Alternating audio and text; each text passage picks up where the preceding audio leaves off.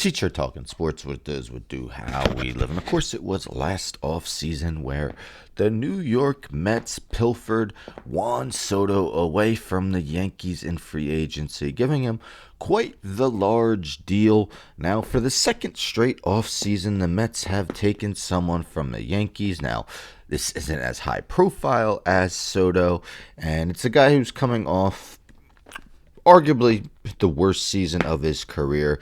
I'm talking about reliever Devin Williams. It happened last night, so if you were sleeping, you might have missed. Mets Devin Williams agreed a 3-year deal per multiple reports, including MLB.com's Feinstein. So I believe it's 3 years, $15 million per year, $6 million signing bonus, paid in $2 million installments. So overall, 3 years, $51 million for a guy who had, a 4.79 ERA last year in his 1 year with the Yankees.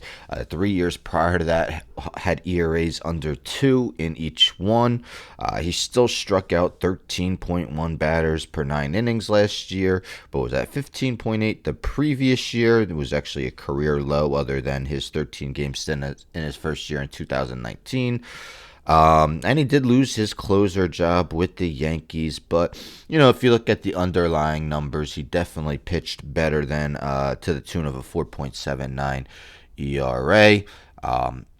But what's surprising is, giving Devin Williams that deal would make you think that Edwin Diaz might be a goner.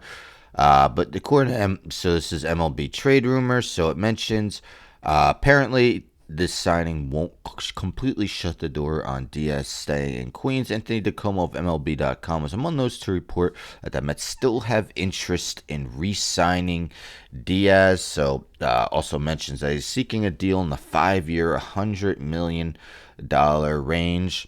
Devin Williams is barely younger than Diaz. It seems like Diaz should be a couple of years older, but he's not. I think he's like 180 days, something like that, older than Devin Williams. And, he's been established for years and, a reliable part of the Mets bullpen. So it would be interesting if they decide to move on from him.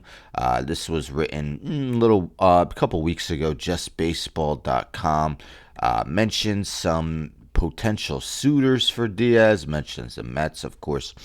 This was prior to Devin Williams signing with them. Mentions Chicago Cubs would be interesting. Surely they could use that ninth inning guy. Again, mentions how they traded Andrew Kittredge to the Orioles, so that's going to affect their bullpen. But for a team, obviously Diaz isn't going to get paid as much as Kyle Tucker, but, they seem to have zero chance of retaining him. So it'll be interesting if they pony up for a guy like Diaz, the San Francisco Giants. Giants seem to be in on every big-name free agent. They got Adames, but traded Camilo Duvall in at the trade deadline. Ryan Walker didn't necessarily pitch well. Randy Rodriguez got hurt, and the Texas Rangers, I don't know, looks like they were trying to save money via their Marcus Semien trade. I don't foresee it, but maybe.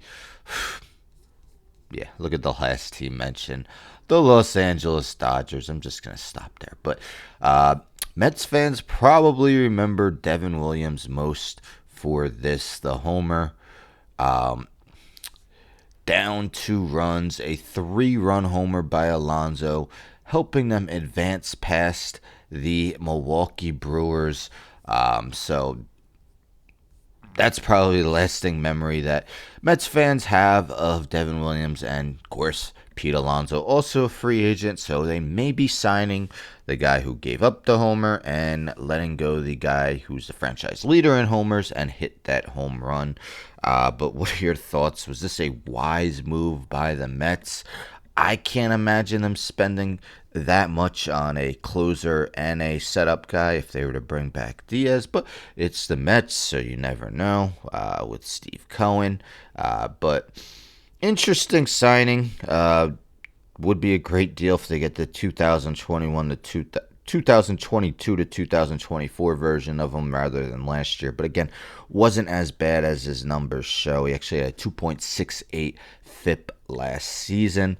But anyhow, don't forget to subscribe. Tell a friend, tell a friend, tell a friend to subscribe. Like the video, share a video, hit the bell for notifications. I'm out.